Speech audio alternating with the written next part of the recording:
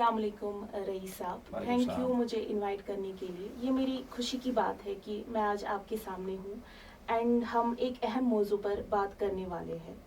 Doctors without borders, या जिसे MSF के नाम से भी जाना जाता है, एक मेडिकल ऑर्गेनाइजेशन है जो दुनिया के उन इलाकों में तिबी मदद फराहम कर रही है जो वबा, नेचुरल या मैन मेड डिजास्टर्स या मेडिकल इमरजेंसी से मुतासर होते हैं। जी।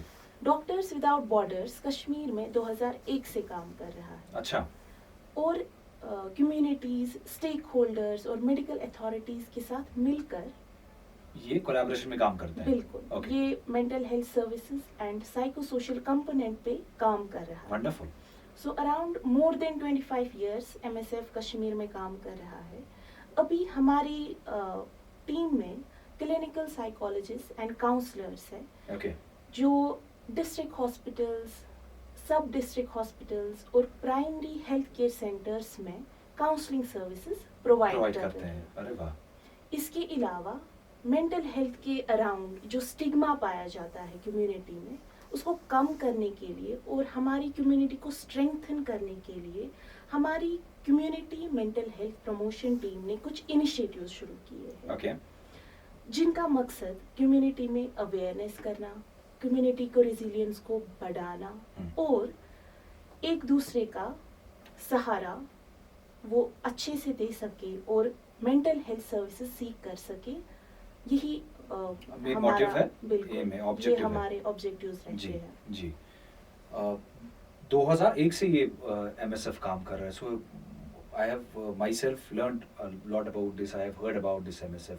बहुत सारा काम कर रहे हैं। क्योंकि आज का दिन बहुत इंपॉर्टेंट है, इट्स 10th of October और आज वर्ल्ड मेंटल हेल्थ डे है।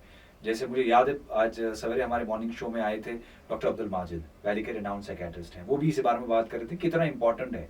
और डाउन द लाइन 4-5 साल में अगर आप देखेंगे इसकी इंपॉर्टेंस बहुत ज़्यादा बढ़ गई है। कहीं अगर कल दो जाइन शुरू हुआ या ईयर चुका है हुआ था गसा फिजिकली डॉक्टर मेयर से ये हुआ, मगर ये मेंटल हेल्थ कोता खराब चुका है। इसका कितना इम्पैक्ट फैमिली से पड़ता है, रिलेशन से पड़ता है, इसके बारे में आज मॉर्निंग शो में हमने बात की। हर साल एक थीम भी होता है।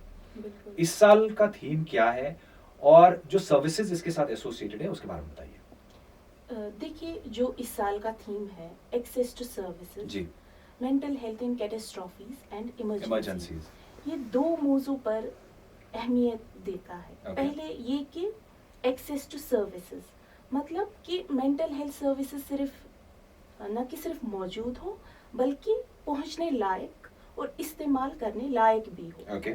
स्पेशली ड्यूरिंग दोज टाइम्स जब लोग मुश्किल का सामना कर रहे हैं।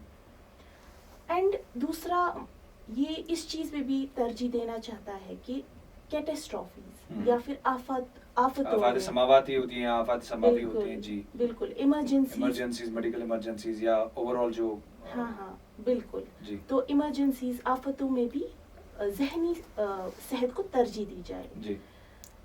हाल फिलहाल में हमने देखा कि वर्ल्ड में वॉर्स, क्लाइमेट डिजास्टर्स या पब्लिक हेल्थ इमरजेंसीज हो रही है। ऐसे क्राइसिस जिस्मानी असर नहीं बल्कि गहरा जहनी असर भी डालते हैं। बिल्कुल बिल्कुल। तो लोग अक्सर डरे हुए, घबराहट, बेचैनी, उदासी या फिर ट्रॉमा का शिकार महसूस करते हैं। जी। तो अनफॉर्चुनेटली मैं ये कहना चाहती हूँ कि इमरजेंसीज में मेंटल हेल्थ को प्रायोरिटाइज नहीं किया जाता है। नहीं किया जाता। बिल्कुल। ओके। अक्सर इसको साइड लाइन किया जाता है।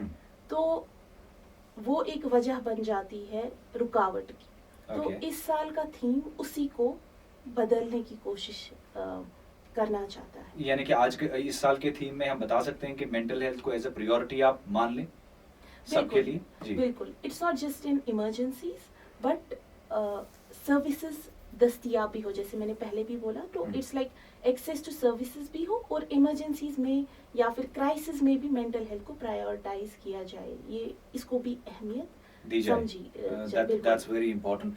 एंड मेंटल हेल्थ के बारे में अभी हम बात कर रहे हैं, जैसे कैटास्ट्रॉफीज के बारे में आपने बात की, जैसे इमरजेंसीज के बारे में हमने बात की। हमारी सोसाइटी में बहुत सारे चैलेंजेस भी हैं जब हम मेंटल हेल्थ की ओवरऑल बात करते हैं एज अ सोसाइटी।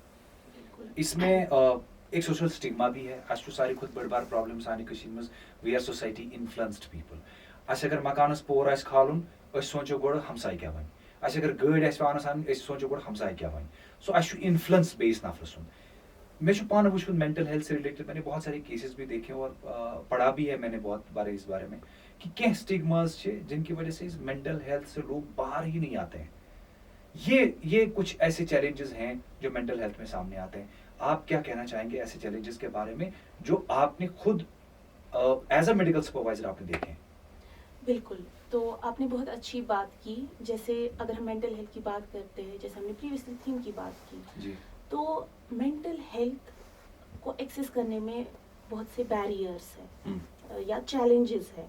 तो सबसे पहली रुकावट जो बनती है वो है ज़हनी तकलीफ को ऐब या जिसे स्टिग्मा भी बोलते हैं। तो लोग अक्सर मदद लेने में कतराते हैं या फिर वो एक्सेप्ट ही नहीं करना चाहते हैं कि उन्हें कोई तकलीफ है। सही। फिर इसके बाद कुछ अमली रुकावटें भी हैं, जैसे खर्चा, डिस्टेंस और ट्रांसपोर्ट फैसिलिटीज, और हम कह सकते हैं कि सही राइट मेंटल हेल्थ प्रोफेशनल्स की अनअवेलेबिलिटी, स्पेशली दूर दराज इलाकों में। तो ये सारी चीज़ें रुकावट बनती है मेंटल हेल्थ सर्विसेज को एक्सेस करने में एंड प्रॉब्लम फर्दर कॉम्प्लिकेट करती है। जो सोशल स्टिग्मा इसके साथ जुड़ा हुआ है, अगर किसी के घर में कोई रिलेशन में कोई या किसी जान पहचान में कोई ऐसा बच्चा है जिसमें मेंटल हेल्थ इश्यूज हैं, बिहेवियरल चेंजेस हैं, वो जाने से कतराता है, वो तो मानता ही नहीं।